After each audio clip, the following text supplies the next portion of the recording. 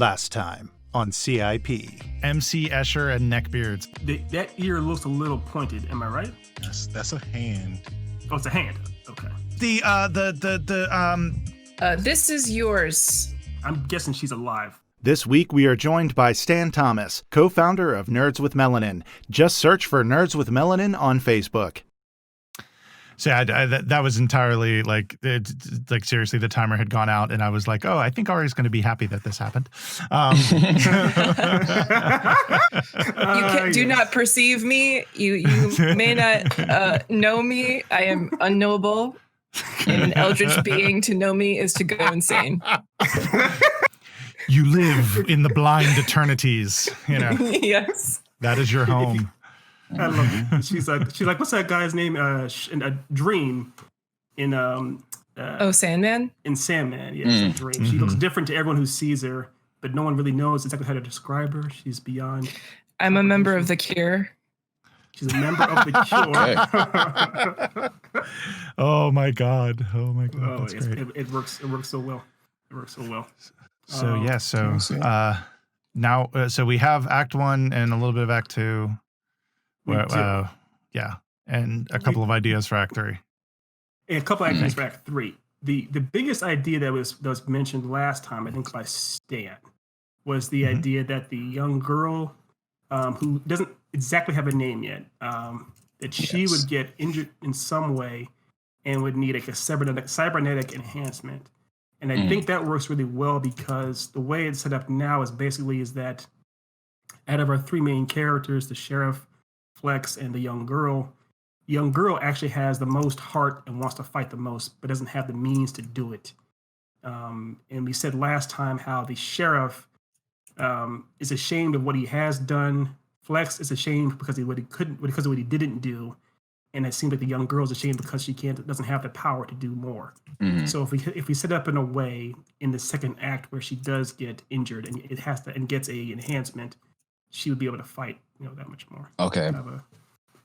I think in doing that, like if we have it where this ex-cop who is now, we'll say, chancellor of Oasa, right?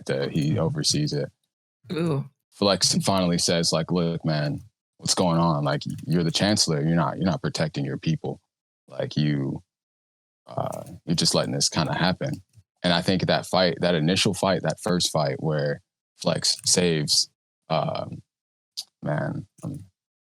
what about Lyra for a girl name? Ooh.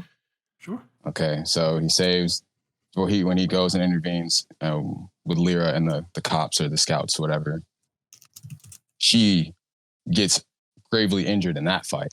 Like she loses an arm or something, and Flex is like, what the heck? Like they're really going all out trying to stop this girl. Like what's going on here? So he intervenes and he kind of just drops the girl off at the nearby village. And even the chancellor's like, what's going on here? Who is this? Like, who is that man? Like get her to safety, And then, Flex sticks around. He explains what happens, at least let me feed you, so he's there still. And then he gets to see Lyra wake up. Lyra tells him, like, Flex is surprised that Lyra's not scared. Lyra's like, when are we going back out there? Like, what are we going to do? Like, how are we going to stop them? So then I think we give Flex and the Chancellor some time to bond while Lyra's recovering. And then we can maybe introduce another character that has like an end to get her some tech for her whatever ailment happened to her. Like it can be a rusted junky part. Like I got you a leg you can use or whatever, but it's functional. And like Flex just says, as long as you can walk with that leg, I'll stay and fight. And like, that's like her motivation to be able to actually do something. And I like the idea of Flex being like, you're injured, you're hurt, you can't do anything, just stay here. And she, taking umbrage with that in such a big way where she's like, fuck this, I'll do it myself. And then runs away and like tries to find someone and find someone that way. Yeah, that'd be awesome. Yeah. That would be awesome. Yeah, that could work really well too. The idea that I love what you said. I love 99.9% of what you said, Stan. The idea that in that initial interaction with between Lyra and the cops, the one that Flex has to intervene, she gets injured there, and she doesn't get knocked out, but she gets severely injured, and because of course he's cradling this girl, she says, "Please take me to my village, please take me home," and of course he's begrudgingly has to do so, and once he gets there, of course the sheriff sees her and all injured and stuff. It's like, what the hell happened? What are you doing? And so from the jump, they're already angry at each other. The sheriff's already mad at Flex and blames him and whatnot. Wants to know what's happening. And the girl is pretty much too injured to really defend Flex. Basically, he's trying to plead his argument, but he's not really trying to hear it. And as Flex is basically trying to leave, essentially, like you guys said, it may be that she's like, Flex is like, well, I'm not staying around here. I'm not wanted anymore. I'm gonna just go ahead and bounce. And the girl is like, fine, go ahead, be a coward if you want. I'm gonna fight, even though she can't really walk. And Flex sees her, and because she reminds him so much of his younger sister, it kind of compels him to want to stay there that much more. The one small thing I disagree with is just the idea that I do want the sheriff and Flex to bond. However, I do want to go lean into the shonen style where it's not just them bonding off the top. There's got to be some kind of a fight scene somewhere in the story. Where actually it gets to they're. I like that. It doesn't start immediately, but their tension rises and rises and rises. And eventually, it has to come down to the fact that they actually have an all-out fight. Well, I had one. Oh, Ari, you sounded like you had an idea. Go ahead. I do, but you also sound like you have an idea. So would you like to go first? Okay. Well, I'll just throw out there real quick because I think I have an idea of how to keep it from the sheriff being the one to be like, well, you did bring her and save her, so here's some. I think because Stan, you mentioned. Someone essentially to fix her, and I think it would be cool if when come back to the village, and there's this essentially a mechanic. Yeah, exactly what I was and he's like this kind of crotchety old man mechanic kind of thing. But I'm thinking like maybe like Billy Crystal in Princess Bride. Oh, type of character. 100-year-old man, the 100-year-old man. Okay. Yeah, like kind of like that kind of character. Mickey from Rocky, but yeah, okay. Same or something, something. But basically, it could work like that. But basically, just someone and like he's a little crotchety but lovable kind of thing, and he's gonna fix her essentially, and then he's the one that's like, well, you saved her, come on, like come stay, at least stay over the night, to compel him to stay. And then I think and this is for a little bit later in the story, and then I'll shut up and let Ari have her idea. But the later in the story, I think it would be fun for like when it's finally decided, like, okay, she like, she's going to fight. So we might as well just let her fight. I think it would be really fun if he goes, okay, you're going to fight. All right. I think I got something for you in the back. And then he goes in the back and goes and gets like the super duper holy crap stuff that he's been hiding. Right. And and the chancellor didn't even know about. Like, I think that would be fun. Yeah, I like that. Agree. Because I think this town in some way, Oasa, is meant to be, like, obviously its name reflects somewhat of not a refugee camp, but reflects people. I didn't see what I did there. So it's Monday. It is Monday. But I'll just show myself out. But the people that are there, oftentimes they're not there because by choice. They're there because they, obviously the sheriff, he's ashamed of his past, and maybe this mechanic. He also worked for the city of Chicago 2077. He's kind of like, I don't want to keep making machines of death. I feel like Oppenheimer in some way. So a lot of the people here in this town may be people who have baggage, so to speak. So I'm just calling him Oppenheimer. Our mechanic knows how to build all kinds of stuff for war. So when the time does come and it goes full Seven Samurai style battle, he can help them really build something. Sorry, Ari, I interrupted you. All right. So can you remind me of the girl's origin story just a little bit to see if this idea will even work? Well, Lyra is just from Oasa. She was from Oasa was much bigger than what it was.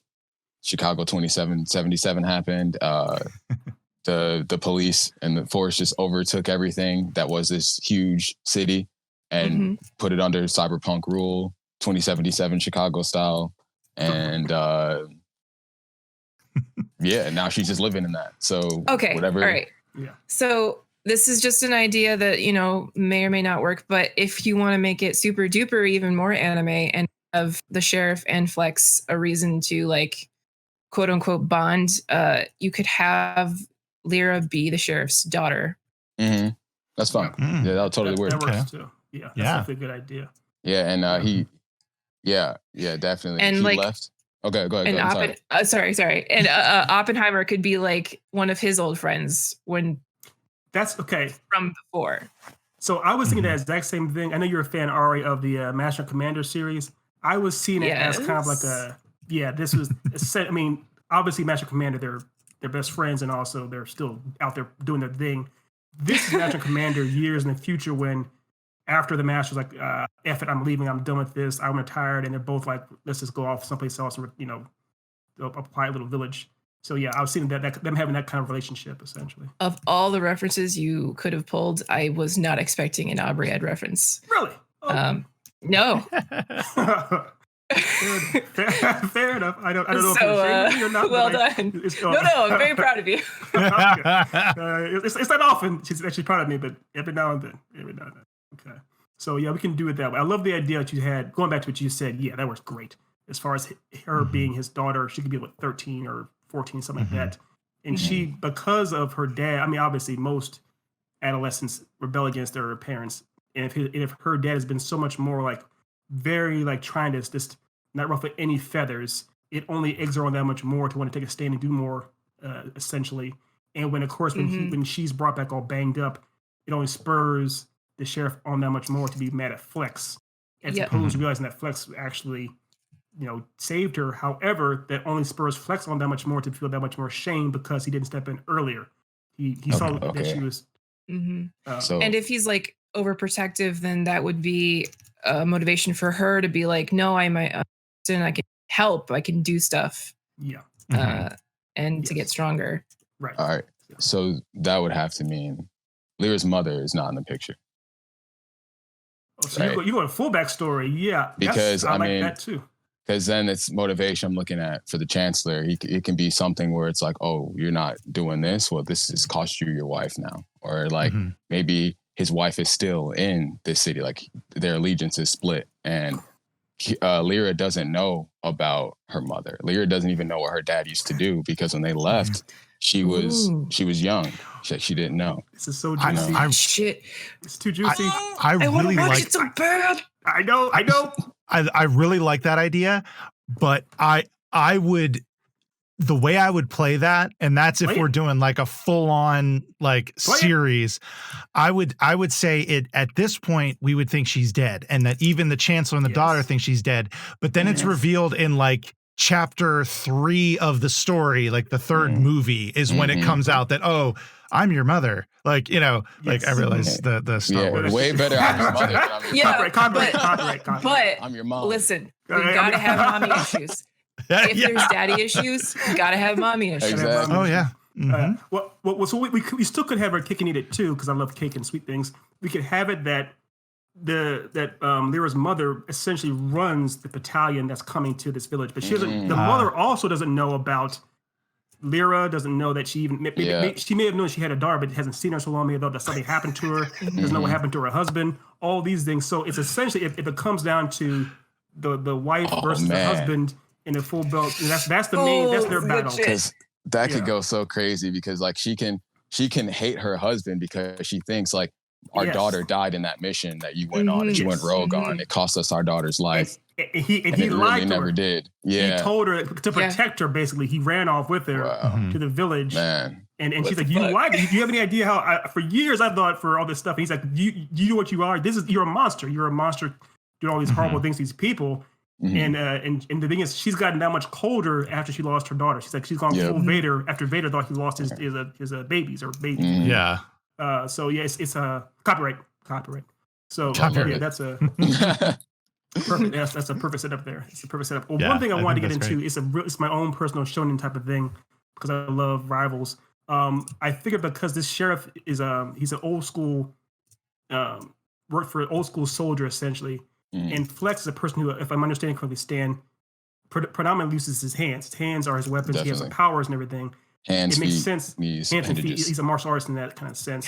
That the cop, this former soldier guy, is a master of firearms. Like he's either really good gunslinger or whatnot. So in their battle, you see the prowess the sheriff has with actually wielding multiple guns, or he's really able to fire multiple guns off. Speaking my language, definitely. Yeah, I like it. Also, okay, so if we're gonna have a hand-to-hand fighter and we're gonna have a gunslinger, then who's the sword master? Is it the wife? Yeah, the wife and Lyra. That would be insane. And Lyra takes after her mother and learns swords. You can give her a gunblade. You can go full Squall Lionheart. Right. The prosthetic has to be a gunblade or something. So it's a gunblade. Oh, fuck. Why wouldn't it be a gunblade? Why wouldn't it be a gunblade? That would be Why crazy. wouldn't you? Yes. If you have the option. Yes. I understand that reference. Said with hello,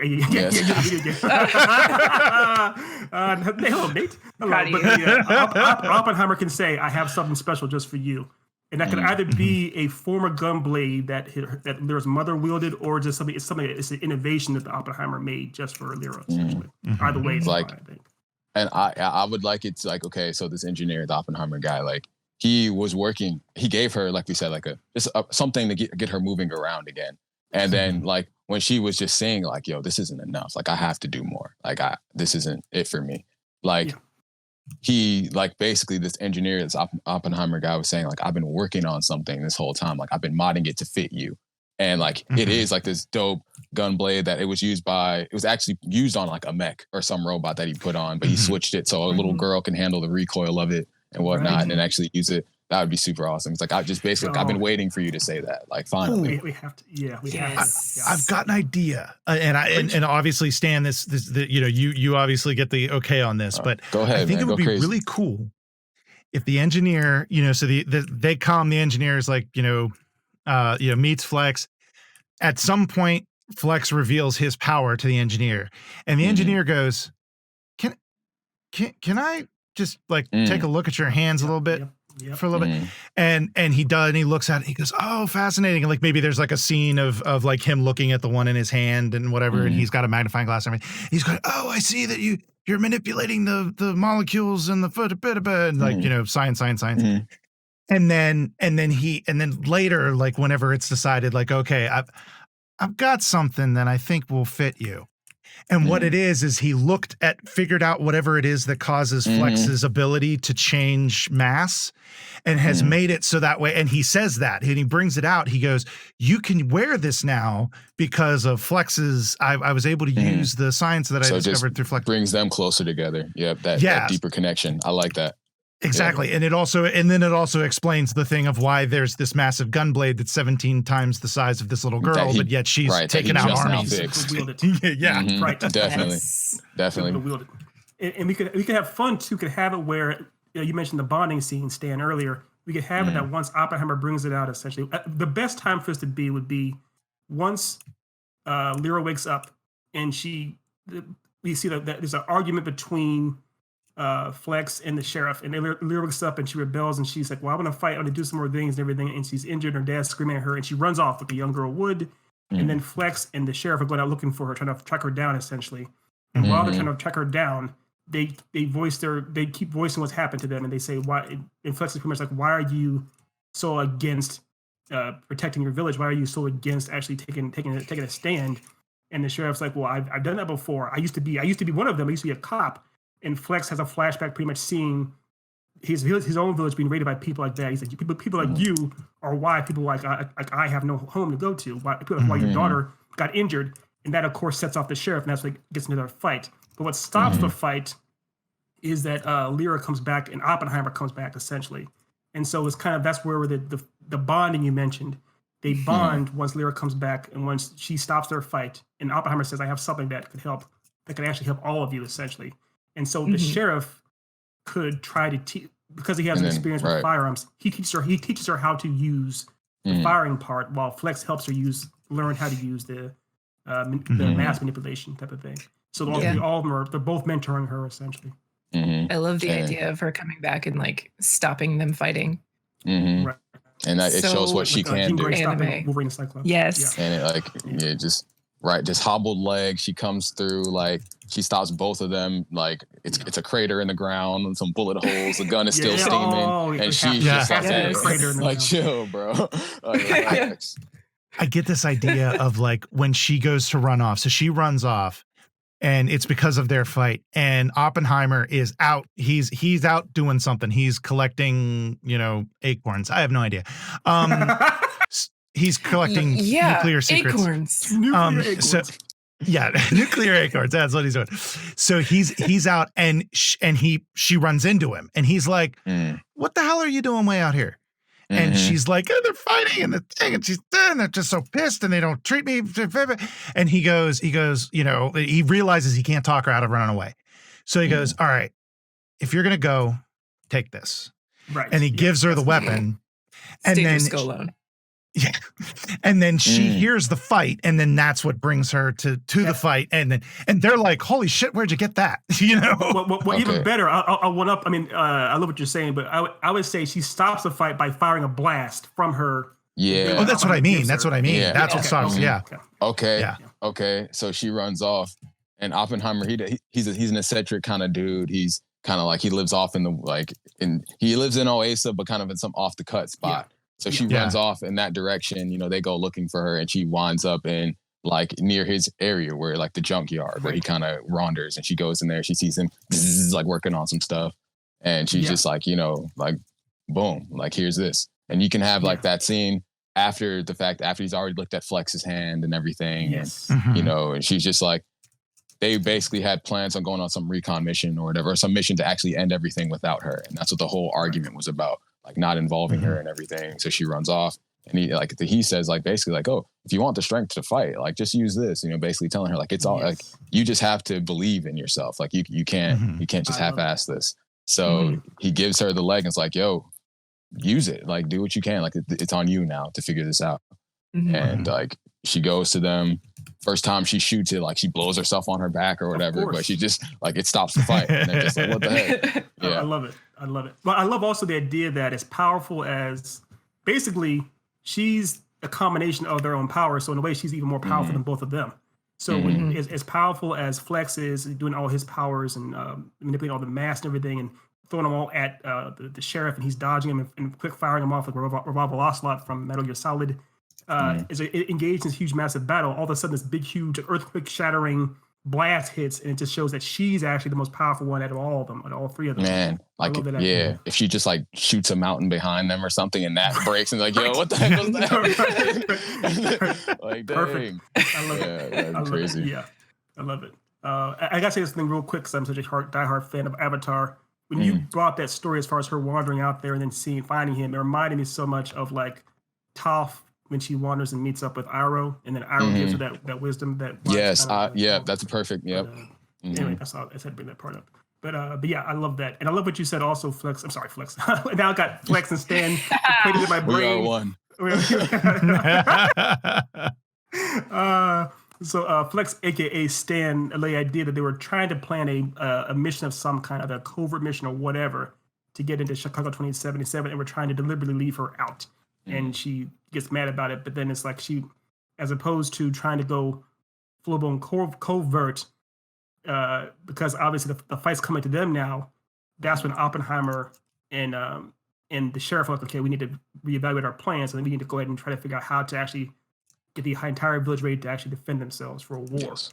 And so now we have, of course, the best part of all movies is a training montage. Of course, where we see Flex and the sheriff training the young girl, but then or Lyra. But then also the idea of seeing cross-cut to seeing Flex and the sheriff and the young girl training the village essentially on how to defend things, or see them build the weapons with Oppenheimer and all that fun stuff. And this is essentially kind of Flex's and the Chancellor's little redemption arc for themselves, because they're bonding over training everybody, because they're like, this is our second chance now to actually do something. So they stop beefing in order to actually save everyone finally. Yes. Exactly. Like that.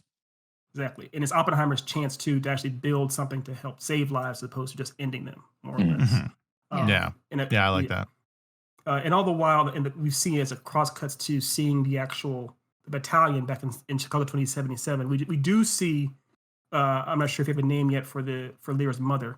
We don't know who she is, but we do cross-cut and see her. And it could be, we can go full Vader again, where you see a person in a huge battle armor suit or some kind of a suit with their faces covered. You don't know their gender, who they are, but they seem very imposing. Or you could have, or you do see her, and she seems very regal, like Admiral Thrawn or whatnot, in some sense. Either way works fine. But I like the idea of us building her up. I just all the copyrights gone. But just either way, I think it'd be more fun to build her up too. I agree. Powerful. Yeah. And I think it'll be even doper if we don't let anyone know it's a female. Like, I like the whole, like, she's in like a Metroid suit where you're just like, this could be a dude. Yes. Samus like, yeah, it definitely could be Samus. Like, you don't know. And so that way you don't get anybody that's just like, I bet you that's her mom. Like, you know, it's just like, you don't know who it is. You just know it's this badass commander that's leading the battalion. Yeah, I like that. And that can come up during the right before Flex, aka Stan, and Chancellor throw down, where they're both like, "You have no idea what loss is. I suffered this. Like, I have no idea what loss is. I've lost more than you can possibly imagine," kind of thing. And we don't actually say specifically, "I lost my wife." Expedition dump. We don't say all that stuff, but it's alluded to. Clearly, he lost something, someone very special to him. Yeah. So we're not tipping our hand too much that the person in the mask and the suit is in fact his wife. And I had a thought of something interesting that we could do for the actual fight, because obviously this pretty much gets us up through Act 2, beginnings of Act 3, but then the majority of Act 3 is going to be the big fight, like the cyberpunk world is coming to what's that? Yeah, like every Battle of Helm's Deep is apparently it's this big old thing. And so then the fight begins, and it's them fighting and everything. And there's always this kind of looming, okay, the Commander Prime is coming, or whatever name we call it. That's perfect. Commander Prime, please be named. I love it. Prime. Yeah, that's incredibly Star Wars. All the copyrights. Whoops. Anyway, but so that they're building that up, and then there's the fight, and initially the Chancellor and Flex are the one taken on, like they go ahead to take on the Commander, and she's holding back, going with characters, and then it gets to the point that the Commander has pretty much got them on the ropes, and so then Lyra comes in, and right as Commander Prime is about to do the death blow, she sees Lyra, and she stops. Yes. And everybody's like, Lyra's weapon. Yeah. That's what it has to be. There has to be something that, go ahead, Ari. Go ahead. Well, just because, like, it's been how long? Years? So I'm not sure she would recognize her child. Lyra immediately, at least from the face. But the weapon, she would know. Yeah. She would recognize. Honestly, it should be like the fight in general, because I would love to just see Lyra just throwing hands with her mom without even knowing it's her mom. Like she's just, like they're just fighting, and Lyra's just like, "Yo, get off my boys!" Like, I just went through so much with these dudes. Like, get off of them, man. And then like she turns up, and then we see Prime kind of, "Hey, wait, hold up! Like, how? What is that weapon you're using? Like, wait a second." And then she turns her attention to the Chancellor again. Yep, and sees the like, Chancellor. "Hey, bro, this better not be who I think it is." And then like Flex is now like, "What's going on?" All right, and so like, we got to have it where like maybe Flex got thrown somewhere. He's like in the middle of like all her mercenaries or whatever. He has to fight his way back to them. So now it's just like a whole family reunion moment, and they're just like, and even Lyra's like, "Wait, mom? Wait, you're my mom? Wait, what's going on?" So that'll be insane. Yes. Go ahead, Nate. Well, I was going to say, I think it would be cool, like, let's just go Mandalorian with it and have it be that the Chancellor, when he's fighting, wears a helmet that obscures his face. And so that way she doesn't know it's him when she's fighting him. She just thinks that it's just some rando hick who just happens to be good at fighting and good with pistols.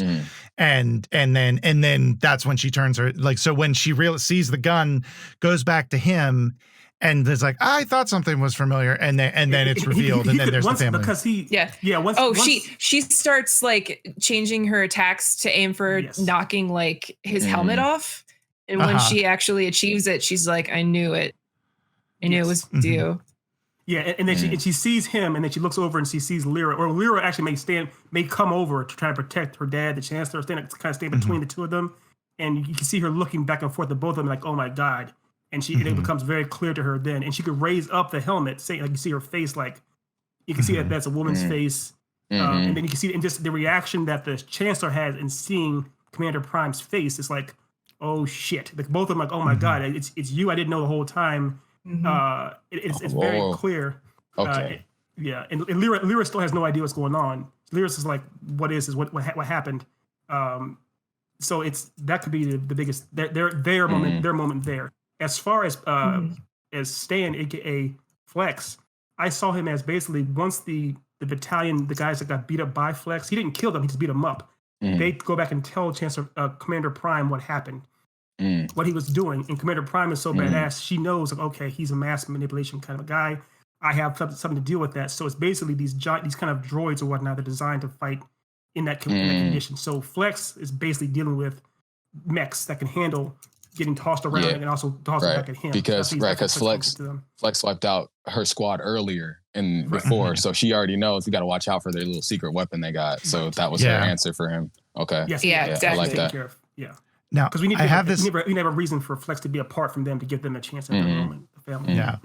Now, I have this idea, and we are totally not going to use it because it is a random tonal shift, but my mind just has to put it out there because fuck it. I just have this vision of them having this reunion, and they're still trying to figure out what's going on, and Flex is over here fighting the guys. And then unbeknownst to us, because we're in this family reunion and we're all into it, and we're like, holy crap, what's happening? And they're just getting the part where they're about to talk to each other, and then Flex comes out of nowhere and knocks her over, just is like, because he doesn't know what's going on. I was thinking that too, though, because I'm like, I was thinking something like that, because I'm like, okay, so what if Prime grabs Lyra like you little pest, like, bro, you just shot me, that hurt really bad with this crazy weapon, like that almost took me out, and she's gonna kill Lyra like right then, like, no, this is done with. And the Chancellor, removes his own helmet. Stop, wait, please, like, stop, don't.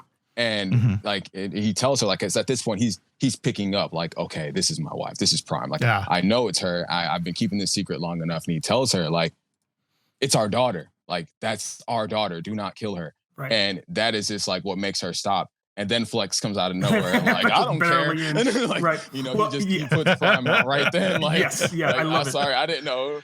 Yeah, I love it. I think that could be something simpler too. It could be as simple as while the Chancellor and Commander Prime are fighting, the Chancellor notices that the moves that she's doing, that Commander Prime is doing, they seem familiar. It can also be that the Commander Prime realizes the moves that the Chancellor doing seem familiar too. They don't quite know it just yet. And then once they're actually really close, the Commander Prime, of course, picks up Lyra and could actually talk, could actually speak out loud, could say something like a quote, as far as like there's no honor in death or something like that, some kind of quote that she used to always say. And that's when the Chancellor's like, oh my God, it is her. I know it's her. I know that. I know that line. No one else said it but her, over and over again. And then he's like, wait, pulls his helmet back and says, wait. I like that a lot. And then that's when she looks and sees it. And then of course that's when Flex barrels in like Stan. I love that idea. I love it. It's perfect. Well, I also think, like, I think, part of me thought that it was a little too, too comedic shift. Like, we're in this intense situation and all of a sudden funny. But I think that actually would work. It's a good tonal shift. Kind of breaks the tension a little bit, and I think it could work. Because I think people will be thinking, like, okay, where's Flex? Like, he's coming out of nowhere any minute. Because and like that's Flex's persona. He's like, yo, I'm not screwing this up again. You got Lyra by the neck. You're about to kill her. That's all I see from afar. Like, yeah, he was fighting those mechs, but he was fighting the mechs and kind of struggling. Then he looks over and sees Lyra, and then all of a sudden, like, this crazy, like the mechs just get flattened, like with a punch or something. Yeah, and then he's over there in an instant. It's a berserker barrage. He goes full. So Nick knows that is too. It's a full berserker barrage, and he like goes destroys them and barrels over at her. He may even like take part of the mech suits themselves and kind of like throw it at her, such a hit her with it, basically. And he's so out of his mind, angry about these things. He's thinking about everything from his past, his own little sister, the idea of them hurting Lyra again, feel like a failure, all these things. Definitely. And Lyra and the Chancellor can't stop him, and they actually pretty much he knocks them way over to the other side of the battlefield, someplace else, so they're away from anyone that can stop them, that can tell them what's going on.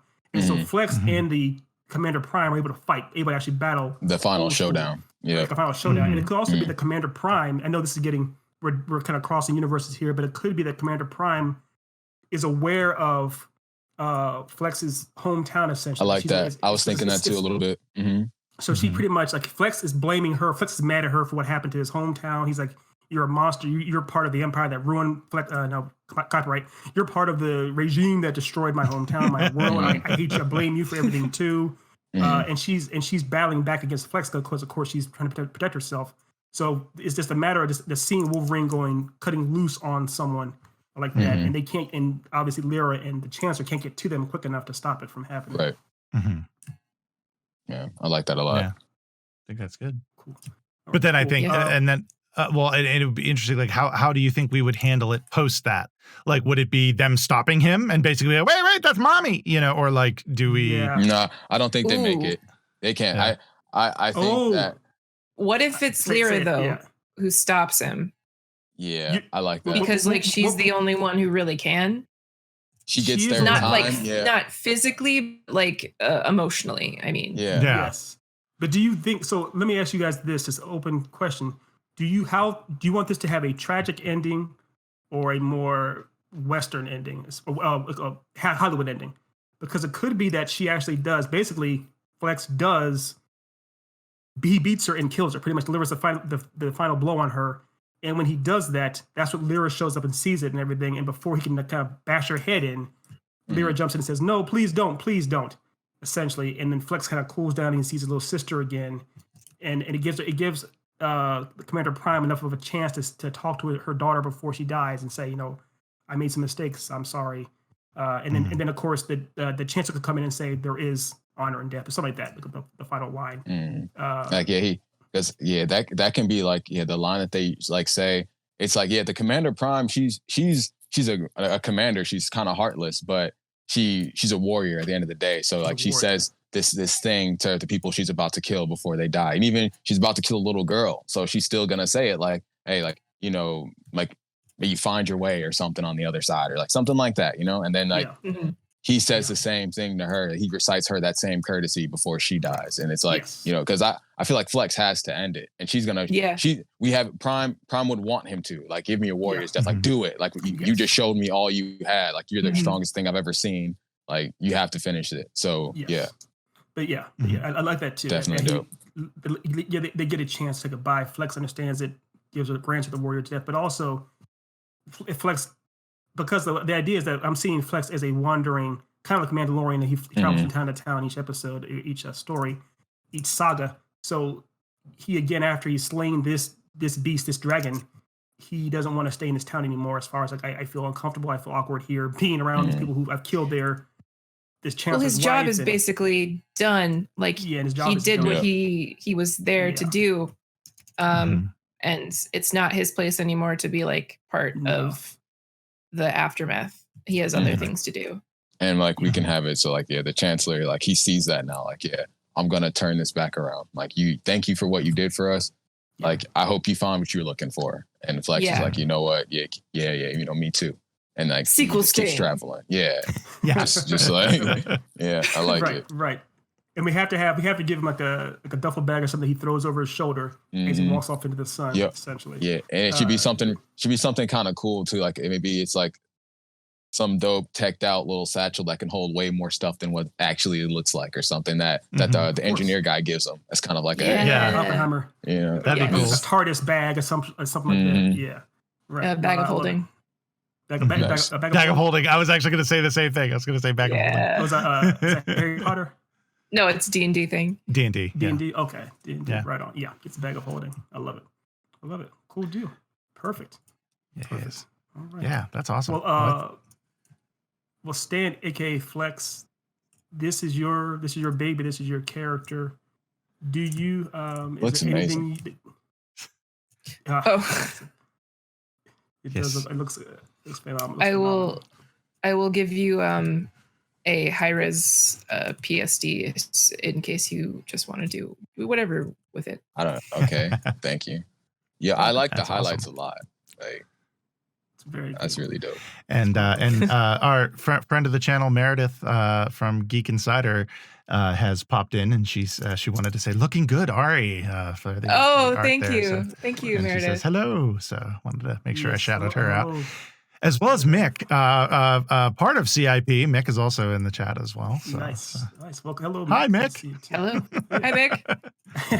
Yes. Well, you guys turned in for a good episode. This is in my opinion, I thought it was really fun. I want to thank Stan very much for letting us tackle. It's obviously being a creator, an artist, is a very personal thing, and sharing your character with people, just the three of us, but then also with anyone listening and watching, it's a very big thing. So we want to thank you for that, and giving us the liberties to do things with your character too. So.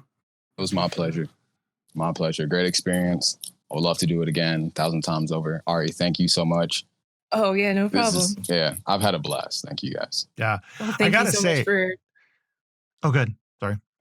Oh no, I just saying thank you, and also, I mean, it was a super dope story, and I had so much fun. Appreciate you. As always, but like this one was great.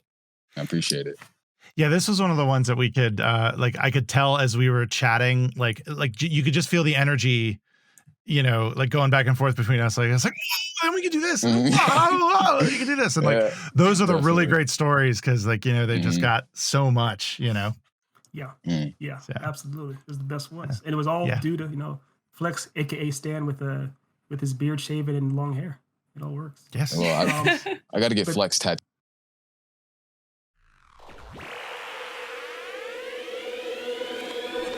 At Geek Insider, we foster relationships with those in the geek sphere so we can give our audience the insider view of entertainment, tech, and more.